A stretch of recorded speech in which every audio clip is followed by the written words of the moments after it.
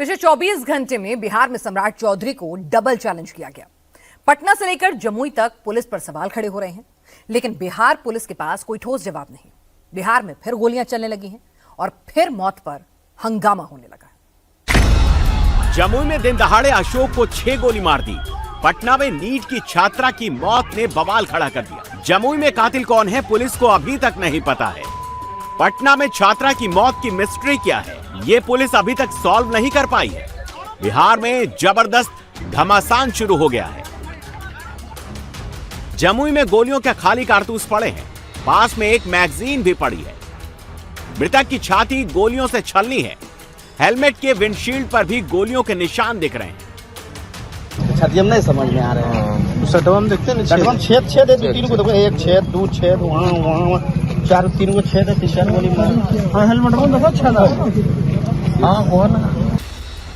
अशोक को 1 या 2 नहीं 6 गोलियां मारी गई, जिससे ये साफ होता है कि या तो हत्यारों ने सुपारी ली थी या फिर अशोक की उनके साथ कोई बहुत पुरानी रंजिश थी। अशोक यादव सोमवार करीब शाम 4 बजे जब कोर्ट से वापस लौट रहे थे तो जमुई सिकंदरा मुख्य मार्ग के पास पहले से घात लगाए अपराधियों ने उन्हें घेर लिया और फिर अशोक यादव के चेहरे और सिर पर ताबड़तोड़ 6 गोलियां मारकर फरार हो गए। एक व्यक्ति हैं अशोक यादव, पिता मिश्री यादव, गांव है गौहर नगर, थाना लछुआर। इनकी एक अज्ञात लोगों के द्वारा हत्या कर दी गई है और पुलिस को इनके बेटे से प्रारंभिक पूछताछ में कुछ शुरुआती क्लू मिले हैं। हम लोग उस पर काम कर रहे हैं अविलंब।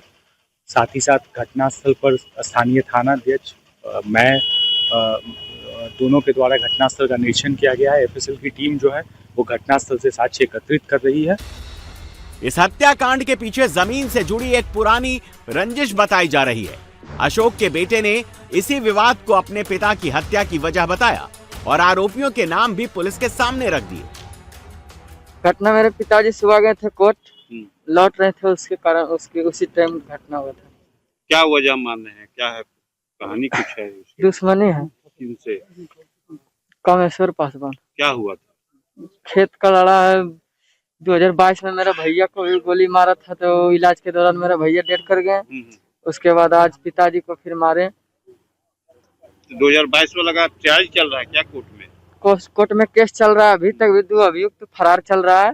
2 गया था कस्टडी में, उसके बाद एगो बेल लेके आया, एगो अभी भी कस्टडी में है। यानी इसे सिर्फ एक हत्या नहीं बल्कि गवाह को कुचलने की साजिश माना जा रहा है। दरअसल इससे पहले साल 2022 में अशोक यादव के बेटे विकास कुमार की भी गोली मारकर हत्या कर दी गई थी। उस केस में 4 आरोपी नामजद हैं, जिनमें से एक जेल में है जबकि दूसरा जमानत पर है।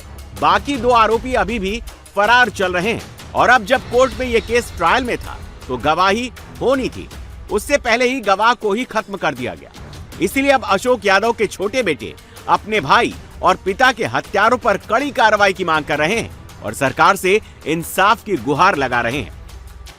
3/5/2022 को गोली लगा था, 15/5/2022 को डेथ हो गया, मतलब पटना में इलाज के दौरान। क्या मांग करेंगे सरकार से? सरकार से ही मांग करते हैं, हमको न्याय चाहिए। इनके पुत्र के संबंध में जो केस दर्ज था सिकंदरा में, उसमें जो प्राथमिकी आवेदन है उसमें पेड़ की छांव के नीचे बैठने को लेकर एक विवाद था और उसके कारण इन लोगों ने कुछ लोगों को आरोपित किया था और उस मामले में पुलिस द्वारा ऑलरेडी चार्जशीट सबमिट की जा चुकी है जो एक्यूज्ड हैं और विद्वान न्यायालय में उन सबके विरुद्ध ट्रायल चल रहा है। इस घटना के बाद पूरे इलाके में दहशत का माहौल है। स्थानीय लोगों में पुलिस के प्रति भारी आक्रोश देखा जा रहा है। पुलिस प्रशासन खोलो कान, नहीं तो होगा चक्का। पुलिस प्रशासन खोलो कान, नहीं तो होगा चक्का। वहीं दूसरी ओर पटना में भी भारी बवाल मचा है, जहां एक छात्रा की इलाज के दौरान मौत के बाद लोग सड़कों पर उतर आए और गांधी मैदान में करगिल चौक के पास शव के साथ जोरदार प्रदर्शन किया। पुलिस प्रशासन खोलो कान, नहीं तो होगा चक्का। जिसके बाद मौके पर बड़ी संख्या में पुलिस बल पहुंच गया, लेकिन परिजनों और पुलिस के बीच इस मामले को आत्महत्या और हत्या बताने को लेकर बड़ा बवाल हो गया और लोगों ने नारेबाजी शुरू कर दी।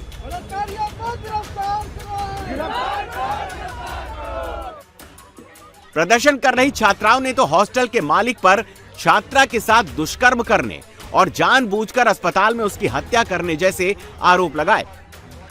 5 तारीख को घर जाएंगे, 6 तारीख के बाद गायब थी वो। उसके बाद उनके साथ ये सब हुआ, उनके पेरेंट्स को भी नहीं बताया गया है कि क्या हुआ है।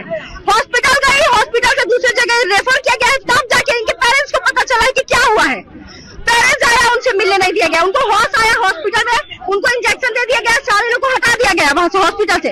उनको होश आया कि ना पुलिस वहाँ पे था ना इसमें डॉक्टर की संलिप्तता है। हाँ बिल्कुल है, बिल्कुल है। वो इंजेक्शन देते थे और चालक का भी संलिप्तता है। हाँ बिल्कुल, वही रेप किए हैं। हॉस्टल में मालिक का बेटा ही रेप किया है। मौके पर हालत को बिगड़ता देख पुलिस को लोगों पर लाठी चार्ज तक करना पड़ा, जिसके बाद शव को एम्बुलेंस में डालकर मौके से हटाया गया।